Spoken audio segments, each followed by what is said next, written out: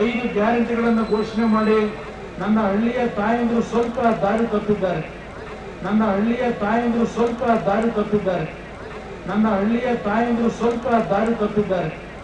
ಅವರ ಬದುಕೇನಾಗುತ್ತೆ ಅನ್ನೋದನ್ನ ಯೋಚನೆ ಮಾಡಬೇಕಾಗಿದೆ. ಆಡಳಿತವನ್ನು ನಡೆಸ್ತಾ ಇದ್ದಾರೆ. ಅವರು ಒಂದು ವಿಷಯವನ್ನ ಬಿಟ್ಟು ಇನ್ನೇನು ವಿಷಯಗಳನ್ನು ಮಾತಾಡಲ್ಲ. ಅವರಿಗೆ ಬೇಕಾಗಿರ್ತಕ್ಕಂಥದ್ದು ಗ್ಯಾರಂಟಿ ಕಾರ್ಯಕ್ರಮ. ಯಾವ ಗ್ಯಾರಂಟಿ ಕಾರ್ಯಕ್ರಮವನ್ನು ಕೊಟ್ಟಿದ್ದಾರೆ, ಯಾರ ಜೇಬಿಗೆ ಇವತ್ತು ಕೈ ಹಾಕಿ ಹಣವನ್ನು ವಸೂಲಿ ಮಾಡ್ತಾ ಇದ್ದಾರೆ ಆ ಗ್ಯಾರಂಟಿ ಕಾರ್ಯಕ್ರಮಗಳಿಗೆ. ಕೃಷ್ಣಪ್ಪಣ್ಣ ಅವರಿಗೆ ಹೇಳ್ತಾ ಇದ್ರು, ಗಮನ ಇಟ್ಟು ಒಂದೆರಡು ಮಾತುಗಳನ್ನು ನೀವು ಕೇಳಬೇಕು.